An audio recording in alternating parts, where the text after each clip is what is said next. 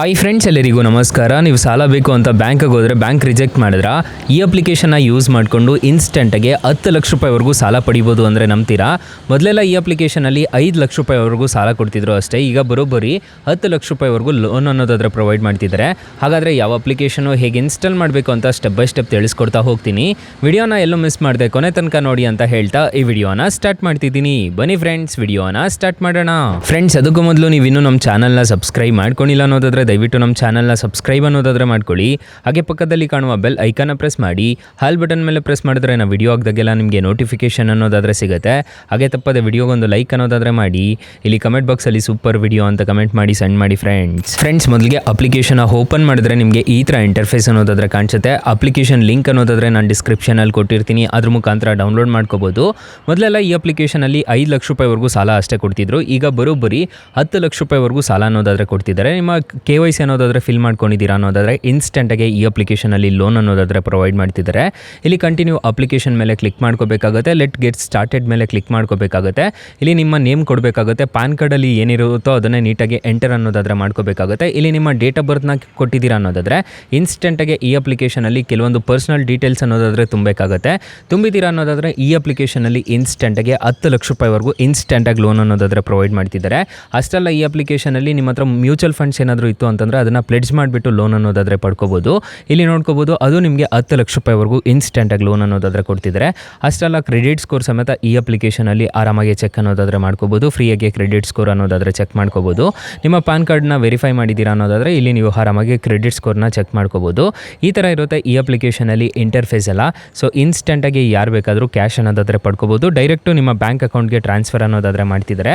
ಅಕಸ್ಮಾತ್ ಏನಾದರೂ ಈ ಅಪ್ಲಿಕೇಶನಲ್ಲಿ ನಿಮಗೆ ₹1 ಸಾಲ ಸಿಗ್ತಿಲ್ಲ ಅನ್ನೋ ಟೈಮಲ್ಲಿ ಫ್ರೆಂಡ್ಸ್, ನೀವು ನಮ್ಮ ಟೈಟಲ್ ಮೇಲೆ ಕ್ಲಿಕ್ ಮಾಡ್ಕೋಬೇಕಾಗುತ್ತೆ. ಟೈಟಲ್ ಮೇಲೆ ಕ್ಲಿಕ್ ಮಾಡ್ಕೊತಿದ್ದೀರಾ ಅನ್ನೋದಾದರೆ ಇಲ್ಲಿ ನಾನು ಸ್ಟಾರ್ಟಿಂಗಲ್ಲೇ ಬೆಸ್ಟ್ ಲೋನ್ ಆ್ಯಪ್ ಲಿಂಕ್ ಅಂತ ಕೊಟ್ಟಿರ್ತೀನಿ. ಈ ಅಪ್ಲಿಕೇಶನ್ಗೆ ರಿಜಿಸ್ಟರ್ ಆದರೆ ಸಾಕು, ಇನ್ಸ್ಟೆಂಟಾಗಿ ಬರೋಬ್ಬರಿ ನಿಮಗೆ ಅಪ್ ಟು 2 ಲಕ್ಷ ರೂಪಾಯಿವರೆಗೂ ಸಾಲ ಅನ್ನೋದಾದರೆ ಕೊಡ್ತಾರೆ. ಕೆಳಗಡೆ ಬ್ರಾಂಚ್ ಲೋನ್ ಆ್ಯಪ್ ಲಿಂಕ್ ಅಂತ ಇನ್ನೊಂದು ಕೊಟ್ಟಿರ್ತೀನಿ. ಈ ಅಪ್ಲಿಕೇಶನ್ಗೆ ರಿಜಿಸ್ಟರ್ ಆದರೂ ಅಷ್ಟೇ ನಿಮಗೆ ಬರೋಬ್ಬರಿ 5 ಲಕ್ಷ ರೂಪಾಯಿವರೆಗೂ ಇನ್ಸ್ಟೆಂಟಾಗಿ ಲೋನ್ ಅನ್ನೋದಾದರೆ ಪ್ರೊವೈಡ್ ಮಾಡ್ತಿದ್ದಾರೆ.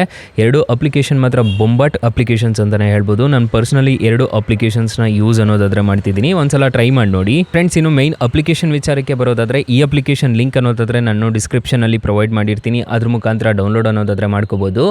ಈ ಅಪ್ಲಿಕೇಶನಲ್ಲಿ ಇಂಟ್ರೆಸ್ಟ್ ರೇಟ್ಸ್ ಎಲ್ಲ ಹೇಗಿರುತ್ತೆ ಅಂತ ಕಂಪ್ಲೀಟಾಗಿ ತಿಳಿಸ್ಕೊಡ್ತೀನಿ ಬನ್ನಿ ಫ್ರೆಂಡ್ಸ್. ಈ ಅಪ್ಲಿಕೇಶನಲ್ಲಿ ಸ್ಟಾರ್ಟಿಂಗ್ ಇಂಟ್ರೆಸ್ಟ್ ರೇಟ್ ನೋಡೋದಾದರೆ 16.75% ಅನ್ನೋದಾದರೆ ಇರುತ್ತೆ. ಇಲ್ಲಿ ನೋಡ್ಕೋಬೋದು. ಪ್ರೊಸೆಸಿಂಗ್ ಫೀಸ್ ನೋಡೋದಾದರೆ 3 to 3.5% ಅನ್ನೋದಾದರೆ ಇರುತ್ತೆ. ಫೋರ್ ಕ್ಲೋಜರ್ ಚಾರ್ಜಸ್ ಅನ್ನೋದಾದರೆ ಫ್ರೀ ಅನ್ನೋದಾದರೆ ಇರುತ್ತೆ ಅಂತ ಹೇಳಿದ್ದಾರೆ. ಲೇಟ್ ಪೇಮೆಂಟ್ ಅನ್ನೋದಾದರೆ ಇರುತ್ತೆ ಅಂತ ಹೇಳಿದರೆ 3% ಚಾರ್ಜ್ ಮಾಡ್ತೀವಿ ಅಂತ ಹೇಳಿದರೆ. 500 ಅಥವಾ 3% ಚಾರ್ಜ್ ಮಾಡ್ತೀವಿ ಅಂತ ಹೇಳ್ತಿದ್ದಾರೆ. ಬೌನ್ಸ್ ಪೇಮೆಂಟ್ ₹500ವರೆಗೂ ಮಾಡ್ತೀವಿ ಅಂತ ಹೇಳ್ತಿದ್ದಾರೆ. APR ರೇಂಜ್ ಅನ್ನೋದಾದರೆ ಇಷ್ಟಿರುತ್ತೆ. 16.75% ಇಂದ 45% ಅನ್ನೋದಾದರೆ ಇರುತ್ತೆ.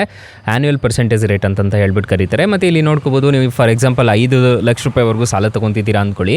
3 ವರ್ಷ ಏನಾದರೂ ಟೆನ್ಯೂರ್ ಹಾಕೊಂಡಿದ್ದೀರಾ ಅನ್ನೋದಾದರೆ ಪ್ರೊಸೆಸಿಂಗ್ ಫೀಸು 3% ಅನ್ನೋದಾದರೆ ಇರುತ್ತೆ. ಅದರ ಪ್ರೊಸೆಸಿಂಗ್ ಫೀಸ್ 18,200 ರೂಪಾಯಿ ಅನ್ನೋದಾದರೆ ಬರುತ್ತೆ. ನಿಮಗೆ ಇಂಟ್ರೆಸ್ಟ್ ರೇಟ್ ನೋಡೋದಾದರೆ 20% ಅನ್ನೋದಾದರೆ ಇರುತ್ತೆ. ಪ್ರತಿ ತಿಂಗಳು EMI ನೋಡೋದಾದರೆ 18,582 ರೂಪಾಯಿ ಥರ ಪೇ ಅನ್ನೋದಾದರೆ ಮಾಡ್ಕೊಂಡು ಹೋಗಬೇಕಾಗುತ್ತೆ. ನೀವು ಟೋಟಲ್ ರೀಪೇಮೆಂಟ್ ಮಾಡಬೇಕಾಗಿರೋದು 6,68,000 ರೂಪಾಯಿ ಅನ್ನೋದಾದರೆ ನೀವು ಟೋಟಲ್ ರೀಪೇಮೆಂಟ್ ಅನ್ನೋದಾದರೆ ಮಾಡ್ಕೋಬೇಕಾಗುತ್ತೆ. ನಿಮಗೆ ಇಂಟ್ರೆಸ್ಟ್ ರೇಟ್ ಆಗೋದೇ ಇಲ್ಲಿ 1,68,000 ರೂಪಾಯಿ ಅನ್ನೋದಾದರೆ ಆಗುತ್ತೆ. ನಿಮಗೆ ಟೋಟಲ್ ಆಫ್ ಕಾಸ್ಟ್ ಆಗೋದು ನಿಮಗೆ ಲೋನ್ದು ಪ್ರೊಸೆಸಿಂಗ್ ಫೀಸು ಇಂಟ್ರೆಸ್ಟ್ ಎಲ್ಲ ಸೇರಿಬಿಟ್ಟು 1,87,000 ರೂಪಾಯಿ ಅನ್ನೋದಾದರೆ ನಿಮಗೆ ಜಾಸ್ತಿ ಅನ್ನೋದಾದರೆ ಆಗುತ್ತೆ. 3 ವರ್ಷ ನೀವೇನಾದರೂ ತೊಗೊತಿದ್ದೀರಾ ಅನ್ನೋದಾದರೆ ಇದನ್ನೆಲ್ಲ ನೋಡಿಕೊಂಡು ನೀವು ಸಾಲಕ್ಕೆ ಅನ್ನೋದಾದರೆ ಅಪ್ಲೈ ಮಾಡ್ಕೋಬೇಕಾಗುತ್ತೆ. RBI ಮತ್ತು NBFC ರಿಜಿಸ್ಟರ್ ಆಗಿದೆ, ಯಾವುದೇ ಥರದ ತೊಂದರೆ ಇರೋದಿಲ್ಲ. ಈ ಅಪ್ಲಿಕೇಶನಲ್ಲಿ ಲೋನ್ ಪಡೀತಿದ್ದೀರಾ ಅನ್ನೋದಾದರೆ ಇನ್ಸ್ಟೆಂಟಾಗಿ ಯಾರು ಬೇಕಾದರೂ ಸಾಲಕ್ಕೆ ಅನ್ನೋದಾದರೆ ಅಪ್ಲೈ ಮಾಡ್ಕೋಬೋದು. 4.4 ರೇಟಿಂಗ್ಸ್ ಅನ್ನೋದಾದರೆ ಇದೆ. 10 ಮಿಲಿಯನ್ ಪ್ಲಸ್ ಡೌನ್ಲೋಡ್ಸ್ ಅನ್ನೋದಾದರೆ ಇದೆ. ಅಪ್ಲಿಕೇಶನು ನಿಮಗೆ ಪ್ಲೇಸ್ಟೋರಲ್ಲಿ ಅವೈಲಬಲ್ ಇದೆ.